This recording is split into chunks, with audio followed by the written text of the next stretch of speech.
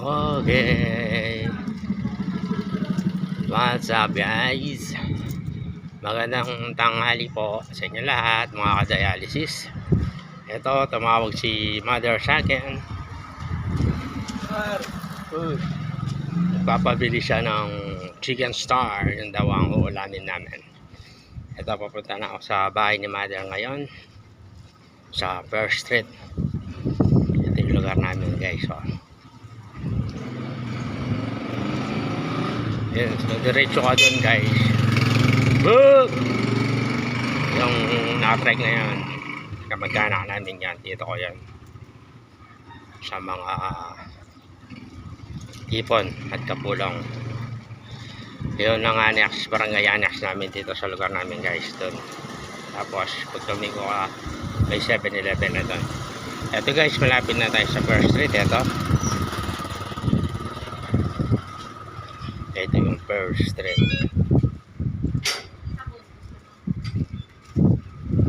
Ito yung First Street. Papunta sa bahay ni mother ko. First Street. Asphalt lahat ng daan dito guys.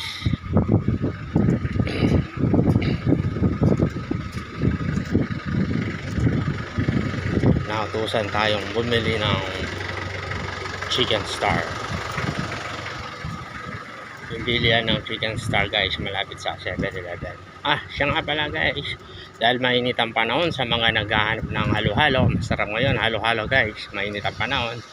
Gusto nyo marelax at makakain ng garantisado na masarap na halo-halo. Ito dito guys, sa pinsan ko kay Ate Pinky. 50 and 40 lang guys. Ayan guys, halo-halo. Halo-halo yan. Sarap. Ito payroll tsaka account. Yan ito, accounting mismong accounting na rin.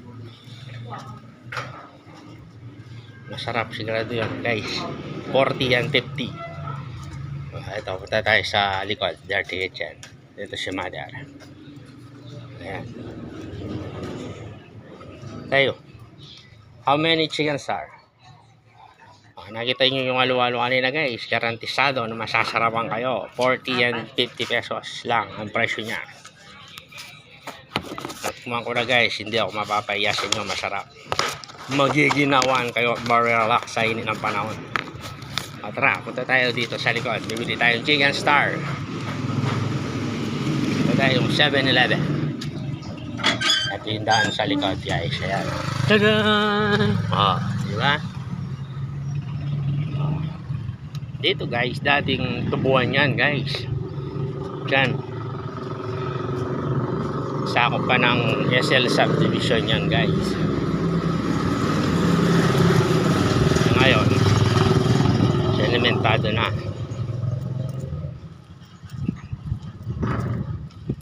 Yan, papunta tayo sa bilihan ng chicken star. Malapit lang sa 7-Eleven yung guys, bilihan ng chicken star. Malapit lang dito sa amin. Lalakad lang. Pala guys, inuulit ko, dahil mahilit ang panahon ngayon, masarap kumain ng halo-halo. Rinirekomenda ko guys yung halo-halo ng pinsan ko, si Ate Pinky Carlos. Natikman ko na kanina guys, masarap. Hindi ako mapapahiya sa inyo guys. Quality ang halo-halo ng pinsan ko guys. 40 and 50 lang ang presyo nya. Hindi masasayang ang 50 nyo. Hindi kayo manghihinayang at bumili. Ayun yung barangay annex namin dito guys. Ayan. Punta na tayo sa chicken star. Ito pala yung eskwela ng, nakalimutan ko na yung pangalan ng eskwela na to guys. Yan, malapit na yung 7-Eleven. Ayan. Pala guys, ulitin ko, naghahanap kayo ng masarap at garantisadong masasarapan kayo, marelax pag kumain kayo ng halo-halo. Bumili kayo doon sa pinsan ko kay Ate Pinky Carlos sa First Street. Masarap sigurado yung guys, natikman ko na.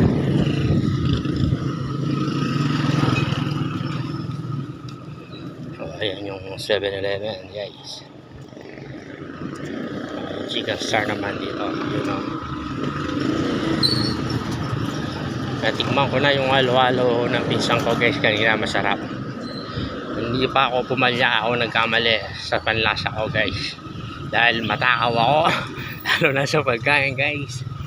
Sigurado ako pag ako nakatikim, pag nasarapan ako, siguradong masarap. Ito na yung tinda ng Chicken Star. Ayan guys, bilhin tayo Chicken Star.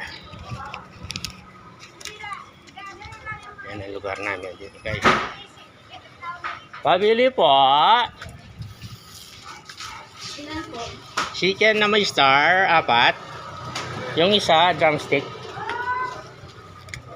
Meron kayong may spicy? Spicy po sa taas. Spicy sa taas. Hindi, yung tatlo hindi spicy, isa lang. Pati yung drumstick hindi mangang, no? Isa lang drumstick.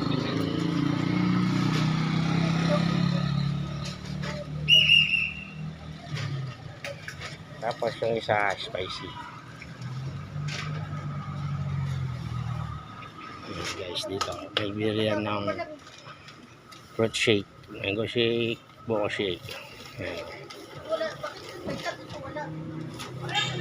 Kami dito guys, yan mga subdivision lahat yan, no?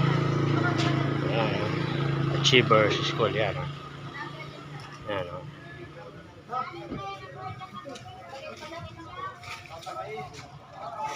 Ito yung Chicken Star guys, oh. Lapit lang dito sa amin yan, nilalakad ko lang malapit sa 7-Eleven. Thank you. Okay, nakabili na tayo ng Chicken Star guys. Bili na tayo. Oh, dito kami gusto. Kain ko na. Oh, may tubig ko na. Oh, tubig ko na. Kapitana, uwi ka na. Ano ba yung titinda dito? Guys, 7-Eleven. 7-Eleven guys. Ito pala yung kotse nandun na drive ng kapatid ko guys. Ayan. Ayan, lugar namin guys. Oh. Pauwi na tayo guys. 7-Eleven na yan. Oh. 7-Eleven. Lapit lang sa amin, no, guys. Yan, no. Kaya minsan madaling araw guys, pag nagutom ako, pumunta ako dyan, 7-Eleven.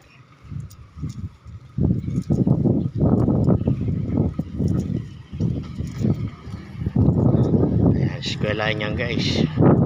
Nung naglalagi pa ako sa Manila guys, nung pag-uwi dito, akala ko simbahan dito yan eh. Nagulat ako kasi sado na yung lugar namin, ako lagi na simbahan. Para simbahan mo siya, no guys. Pero eskwela niya. Ayan ang barangay annex namin dito.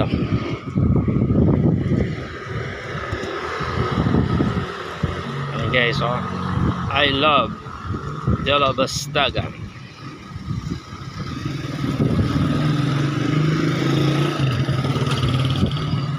Oh, no guys. Sarap ng panahon ngayon guys. Mahangin. Hindi ganong mainit.